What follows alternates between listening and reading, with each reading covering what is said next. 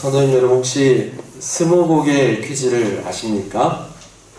장거리를 떠나다 보면 저희 아들들이 뒷자리에 앉아서 종종 하곤 합니다.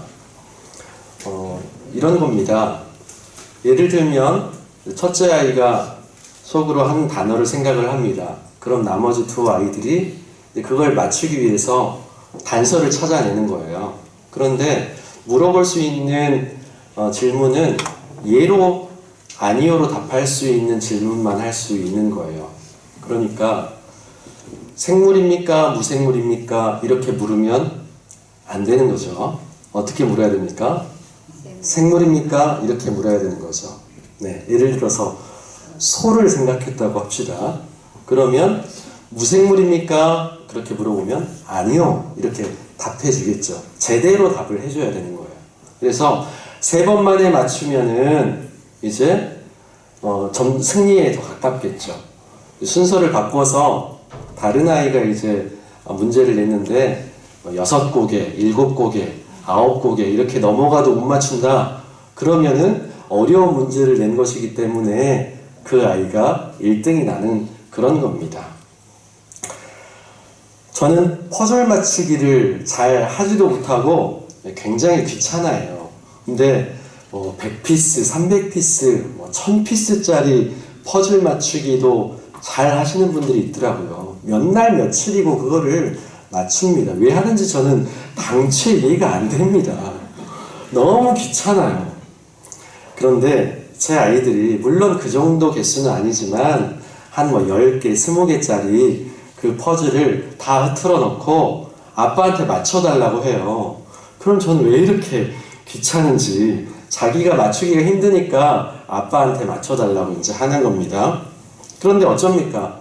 맞춰주면 좋아하니까 이게 됐다, 내가 원하는 그림이 완성됐다, 좋아하니까 해주는 겁니다.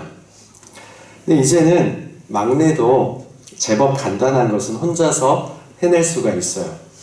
혼자 뭐 하나 조용하게 뭐 하고 있나 이렇게 들여다보면은 이렇게 흩어진 퍼즐을 이렇게 고민하면서 이리 맞춰보고 저리 맞춰보고 이렇게 하는 거죠. 그러다가 이제 짜잔 이렇게 맞추는 거예요.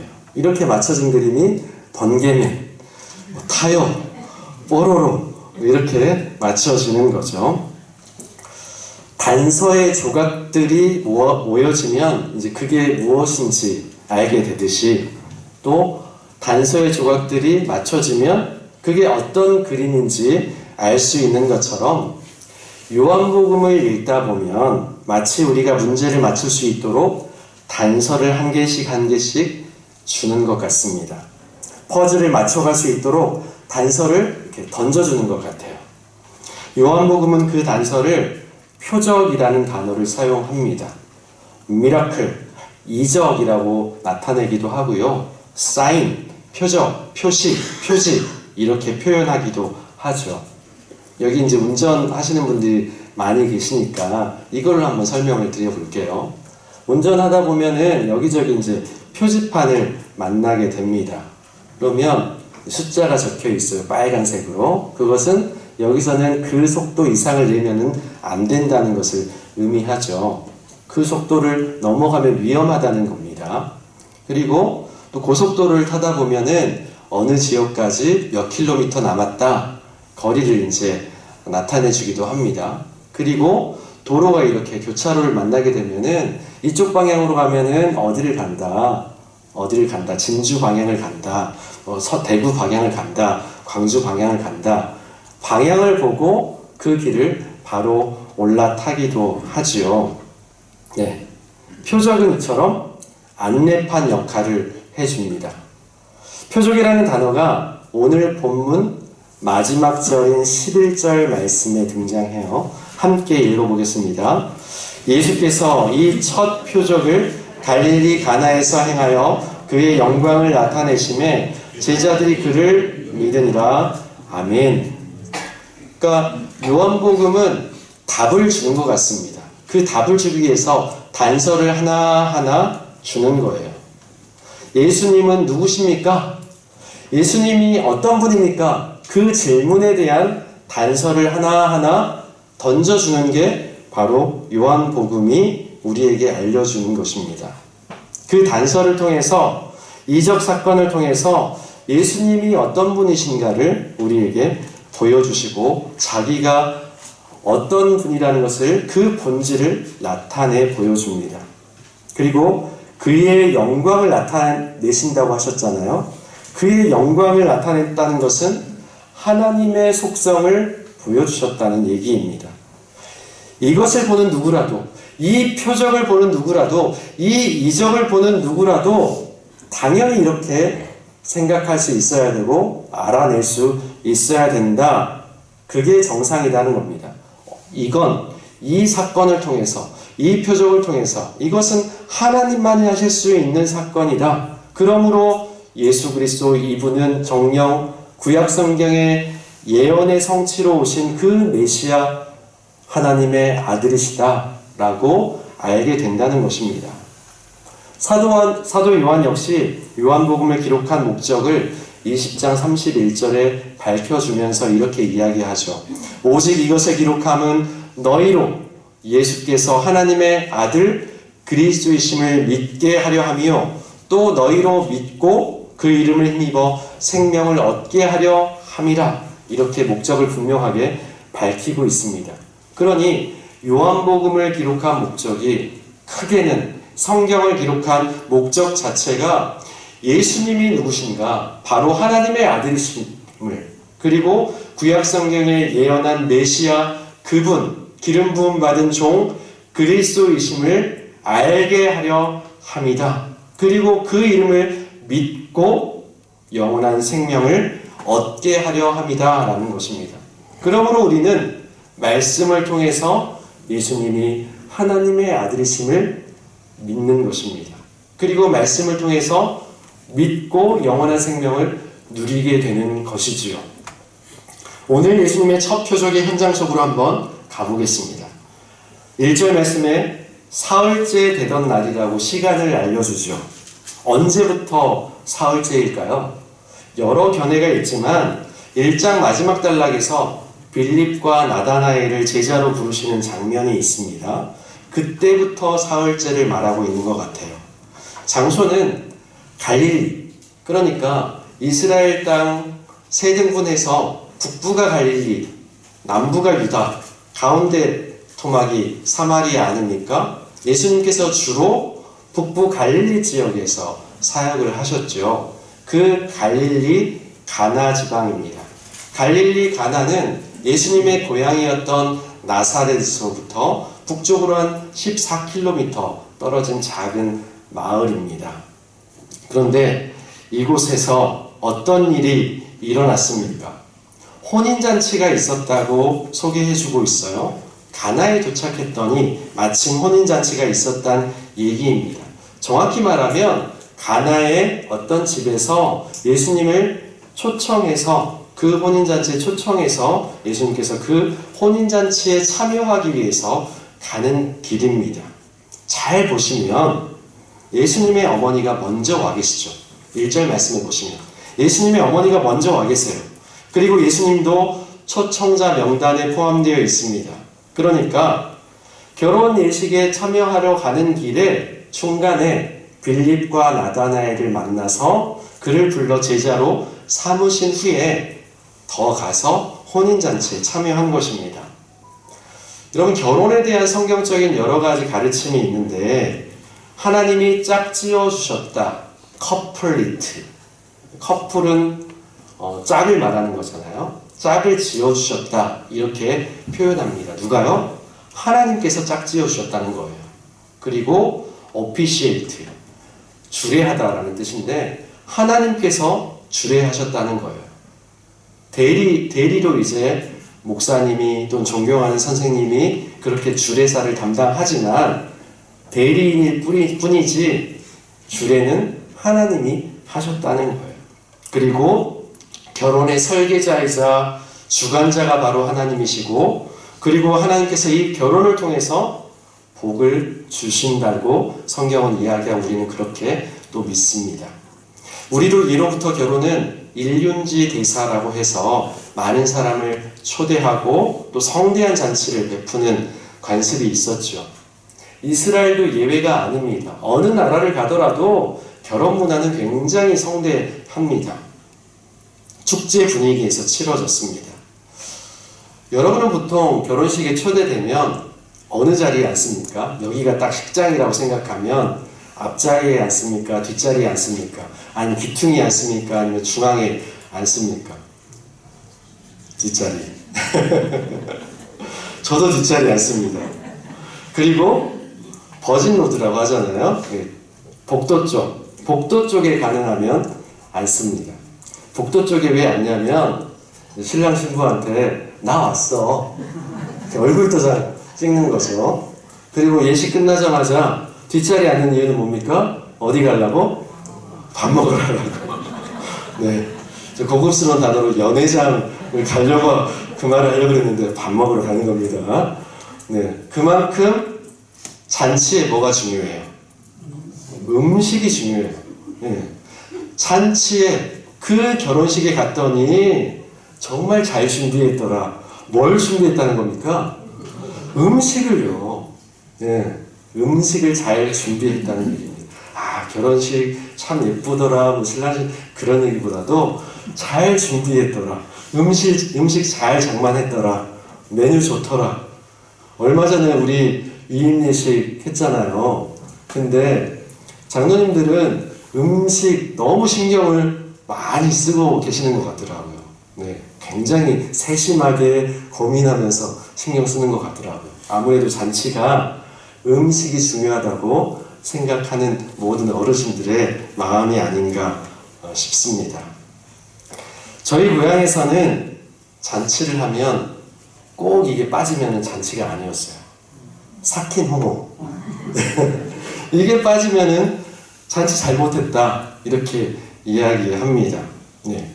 그러니까 만약에 결혼식의 은혜가 됐다는 것은 주례의 은혜를 받은 게 아니라 음식의 은혜를 받는 거죠. 너무 좋았다는 겁니다. 예수님이 초대된 결혼식 현장에 축제 같은 분위기 속에서 문제가 생겼어요. 뭐가 떨어졌습니까? 포도주가 떨어졌어요. 포도주가. 유대인들 잔치에서 가장 중요한 것이 포도주예요. 난리가 났습니다. 위기라고 할 수가 있습니다. 요즘이라면 금방 어디 마트 가서 대형 마트 가가지고 싹쓸이 해가지고 와가지고 딱 내놓으면 되는데 이게 간단하게 금방 만들 수 있는 것도 아니고 살 수도 있는 것도 아니죠. 이 사실이 만약에 여기에 잔치에 와 있는 모든 사람들에게 알려진다면 모든 사람들이 당황했을 겁니다. 성경이 포도주에 대해서 말하는 것을 보면 포도주는 기쁨의 상징이었다는 것을 알 수 있는데 랍비들은 포도주가 없으면 기쁨도 없다 이렇게 말할 정도였습니다. 요즘 결혼식은 참 해치운다는 느낌이 많이 들어요. 1시간에 한 번씩 어떤 데는 30분 단위로 결혼식을 한 방에서 하는 경우들도 많이 봤습니다. 서울에서는 그런 경우들이 있습니다. 참 안타까워요. 일생에 한 번 하는 결혼식 잘 또 준비하고 충분한 시간을 갖고 축하도 받고 또 주례 말씀도 충분히 듣고 그럴 수 있으면 좋은데 후딱후딱 해치우고 얼른 사진 찍고 빨리빨리 자리를 비켜줘야 되는 그런 안타까운 마음이 들 때가 많이 있습니다. 그런데 당시 결혼 예식은 일주일씩 또는 그 이상으로 굉장히 오랫동안 진행되었습니다. 그러니까 오늘 예식에서 포도주가 떨어졌다는 것은 잠깐 어렵고 말 문제가 아니에요. 요즘에 결혼식장에 가가지고 예를 들면 육회가 떨어졌으면은 그냥 다른 거 먹으면 되잖아요.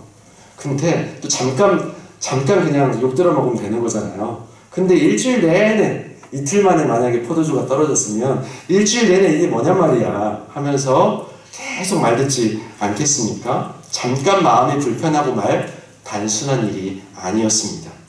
혼주들은 오랫동안 부끄러워 했어야 됐을 거고요. 신랑 신부는 아마 혹시 이 일로 인해서 앞으로 가정생활에 불운을 가져다 주지는 않을까 생각할 수도 있습니다. 정말 난처한 일이죠.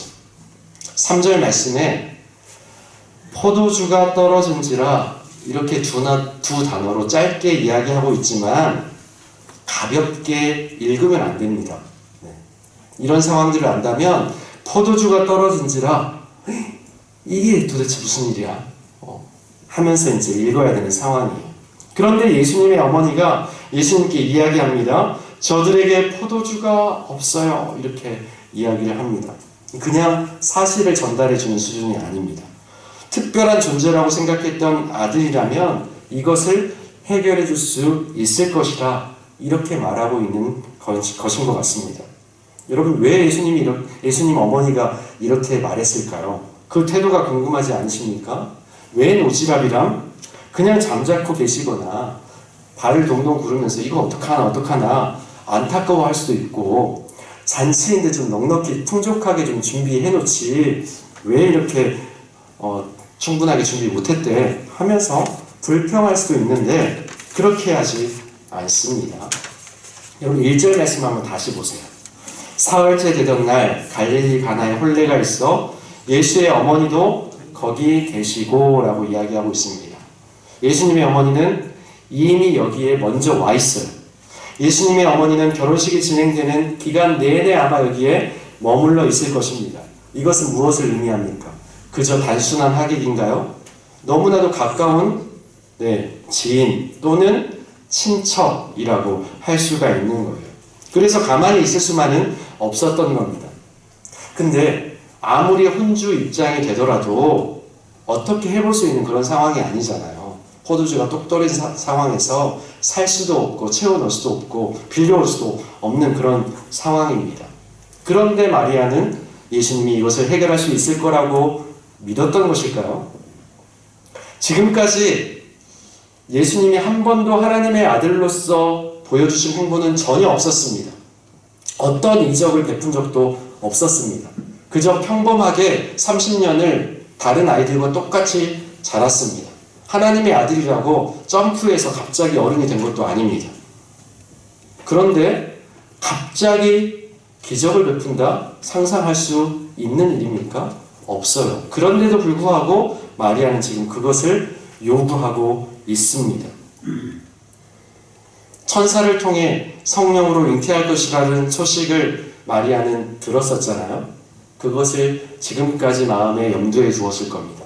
동방 박사들이 예물을 가져온 것, 성전에서 만난 시므온과 여선지 안나로부터 들었던 그 예언과 축복의 말씀을 들었던 것을 지금까지 가슴에 간직해 왔을 거예요. 지금 어머니 마리아는 아들인 예수님이 이것을 해결할 수 있다고 생각하지 않았다면 할 수 없는 이야기를 지금 한 거예요. 그렇죠? 안 그랬으면 그 얘기를 예수님한테 할 수 없었겠죠. 5절 말씀에 보면 이게 더 분명하게 나타납니다. 예수님의 어머니가 하인들에게 뭐라고 이야기합니까? 무슨 말씀을 하시든지 그대로 하라. 뭐라고요?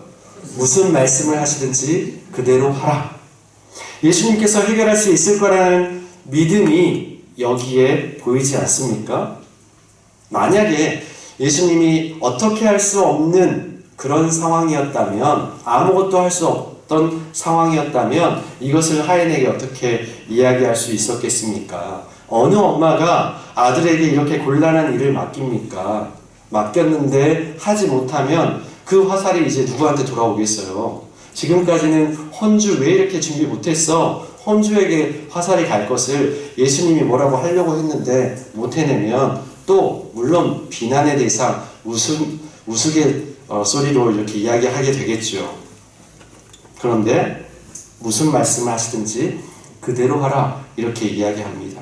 어쨌든 이 요청으로 인해서 공은 누구에게 넘어가요? 예수님께 그 공이 넘어갑니다.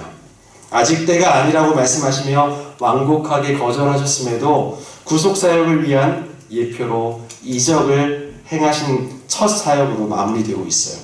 이 사건의 주인공은 단연 예수님입니다. 스포트라이트를 받아야 마땅합니다. 그런데 그 조명을 잠깐 그 옆으로 좀 돌려보겠습니다. 예수님은 정결 예식을 위해 돌 항아리 6을 모셨습니다. 정결 예식은 손님들이 왔을 때 손 씻을 물, 발 씻을 물을 떠놓는 거예요, 미리. 그 당시에 사막에서 먼지 잔뜩 이렇게 먼지 범벅이 돼서 이제 들어올 테니까 깨끗하게 이제 씻고 이제 들어올 수 있게 하려고 물을 많이 준비를 합니다. 6항아리가 있습니다. 그런데 그 한 항아리에 두세 통으로 이렇게 부어 놔야 되는 거예요. 한 통에 40리터 정도 됩니다. 그러니 한 항아리에 70에서 100리터 정도. 그리고 6항아리가 있으니까 한 600리터 최대. 그 정도 엄청나게 많은 물을 길러와야 되는 상황에 있어요. 엄청난 양이지요. 근데 양만 많으면 뭐합니까? 뭐가 아니에요. 포도주가 아니에요. 물만 이렇게 많이 있으면 뭐합니까? 지금 물이 필요한 상황이 아니잖아요. 포도주가 필요한 시점입니다. 그런데 물이라면 전혀 이성적이지도 과학적이지도 않은 상황입니다. 누가 봐도 엉터리 같은 짓이에요. 전혀 앞뒤가 맞지 않는 해결책이죠. 하인들이 아마 이렇게 속으로 생각하지 않았겠습니까? 이게 도대체 뭐하는 짓이야? 떼약볕에 이게 무슨 개고생이야? 왜 우리가 저 사람 말을 따라야 되는 거야? 불평했을 수도 있었을 겁니다. 그런데 하인들은 그저 예수님의 말씀을 따라 움직여요. 우리는 이 말씀을 보고 하인이니까 그저 하인이니까 따랐을 뿐이지 이렇게 가볍게 넘어갈 수 있을 겁니다. 그런데 하인에 해당하는 단어를 보니 종, 둘로스가 아니에요. 종처럼 부릴 수 있는 하인이 아니라는 얘기입니다. 공사라는 단어가 여러 가지가 있지만 그 중에 디아코니아를 알고 계실 겁니다. 디아코니아는 억지로 하는 봉사가 아니에요. 자발적으로 우러나서 하는 그런 봉사가 디아코니아입니다. 어떤 대가를 받고 하는 봉사가 아니에요. 여기 본문에 기록된 하인은 디아코노스, 그러니까 디아코니아를 하는 사람들이라는 뜻의 하인입니다. 협조자 정도를 의미해요. 돈으로 고용된 사람이라기보다는 자발적으로 자원해서 잔치집의 일을 돕는 자를 가리키는 것이 합당합니다. 그러니까 마음 먹기에 따라서 예수님 말씀을 거절할 수도 있는 형편입니다. 연회장은 잔치 전체를 이제 주관하는 사람이잖아요. 관리하는 사람이잖아요. 그래서 포도주가 떨어진 사실을 아마 이 종들을, 하인들을 통해서 보고를 받았을 겁니다. 그런데 물이 포도주로 변하는 그 현장에는 연회장이 있었습니까? 아니면은 그 물을 떠다 나르는 하인이 있었습니까? 하인이 있었죠. 물을 퍼다 나르는 것도 하인이었고, 그 물을 퍼다가 이제 푸는 순간 이제 포도주로 변했으니까 포도주로 변하는 것을 안 것도 역시 하인이었습니다. 이들은 기적을 경험하기 위해서 예수님의 지시에 따른 것인가요? 기적을 기대했기 때문에 예수님의 지시를 수용했던 것입니까? 아니죠. 뭔가 되겠다 싶어서, 뭔가 일이 되겠구나 싶어서 그렇게 한 것입니까? 아니에요. 오히려 이성을 다 내려놓고 경험을 다 내려놓고 그저 고지곧대로 그대로 하라고 했던 것을 따랐을 뿐인데 그 기적을 경험했을 뿐입니다. 예수님께 순종하니까 기적을 보았던 거예요. 기적을 구하니까 기적을 경험하는 게 아니라 말씀에 순종하니까 기적을 경험할 수 있었던 겁니다. 예수님은 능력이 있으시기에 필요하다면 우리가 기적을 경험하게 하실 수 있는 분이에요. 그런데 물이 포도주로 바뀐 현장에 있었으나 이유를 몰라 상황을 이해하지 못했던 연회장들처럼 예수님이 베푸시는 기적에 대해 그 근원을 아는 자, 그리고 아무것도 알지 못해 혼란스러워하는 자만 있을 뿐입니다. 예수님은 때로 우리 삶의 자리에 기적을 베풀어 주시죠. 때로는 우리가 그 기적을 통해서 더 깊은 신앙으로 나아가기도 합니다. 그러나 기적을 가까운 곳에서 경험한다고 해서 예수님을 더욱 알게 되고 믿게 되는 것이 아니라는 것을 우리는 알게 됩니다. 많은 사람들이 이렇게 이야기하죠. 주님, 만약 나에게 기적을 보여주신다면 내가 주님을 더 잘 믿겠습니다. 내가 할 수 있는, 할 수 없는 이 사건들을 하나님께서 해결해 주시면 더 깊이 믿고 헌신하겠습니다. 이렇게 이야기해요. 그러나 이걸 좀 비틀어서 다른 표현으로 바꾼다면 저는 도저히 예수님을 신뢰하지 못하겠습니다. 저는 예수님을 믿기 싫습니다. 이렇게 말하는 것과 마음을 먹는 것과 같다는 것을 우리는 알아야 됩니다. 기적만 바라며 예수님을 따르던 무리처럼 되어서는 안 됩니다. 그분을 따르는 제자가 되고자 애를 써야 되는 거예요. 기적을 경험하고도 예수님이 누구신지 모르고 떠나는 많은 사람들을 우리는 성경에서 숱하게 볼 수 있습니다. 예수님은 그들을 너무너무 안타까워하셨죠. 또 기적을 통해 잘못된 길로 인도할 거짓 그리스도 그리고 거짓 선지자들이 일어날 것도 경고하기도 하셨습니다. 신앙생활에는 기적 같은 일을 경험하는 것 필요하죠. 신앙의 체험이 얼마나 중요합니까? 그러나 그것만 바라보면 문제가 되는 거예요. 내게 필요한 기적을 언제 어떻게 베푸실지를 주님께 맡기는 것이 중요합니다. 그리고 우리는 그저 말씀에 순종하며 따라가는 거예요. 그 기적은 우리가 전혀 예상하지 못하는 순간에 우리가 전혀 생각하지도 못하는 곳에서 일어나는 것입니다. 우리가 할 일은 그저 주님이 말씀하시는 대로 따라가는 겁니다. 내 상식으로는 다소 이해가 안 될 수도 있고 또 이것만큼은 내가 따르기 힘든 말씀이라 할지라도 그냥 곧이곧대로 한번 따라가 보는 거예요. 하나님이 지금 각자의 삶에 뭘 말씀하십니까? 품고 있는 죄가 있습니까? 고백하고 버리라고 말씀하세요. 깨어진 관계가 있습니까? 회복하기를 힘쓰라고 말씀하세요.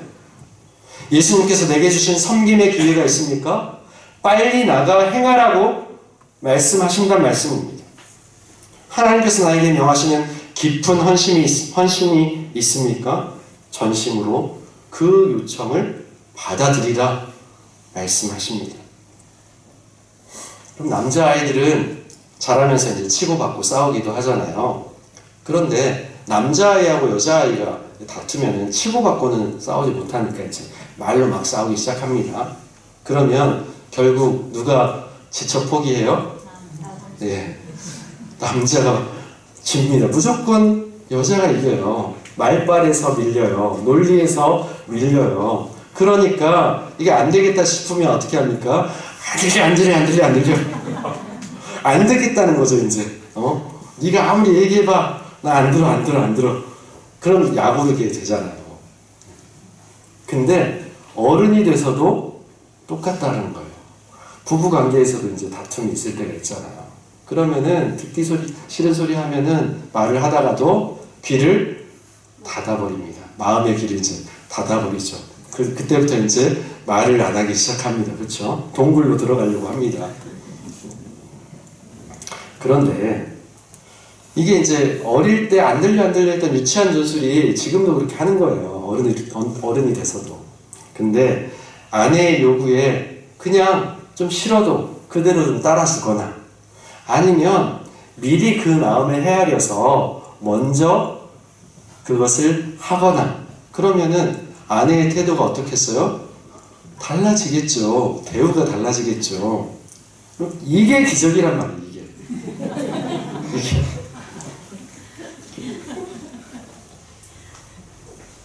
그럼 기적을 원하십니까? 좀 고지고대로 좀 해보자고요. 고지고대로. 내 생각, 내 지식, 내 경험 좀 내려놓고 말씀을 정리합니다. 예수님은 떨어진 포도주를 다시 채워주시는 기적을 행하시며 혼인잔치를 풍성하게 채워주셨습니다. 이런 예수님이 우리를 위해 이 땅에서 혼인잔치와는 비교도 되지 않은 메시아의 천국잔치를 예비해 놓고 계십니다.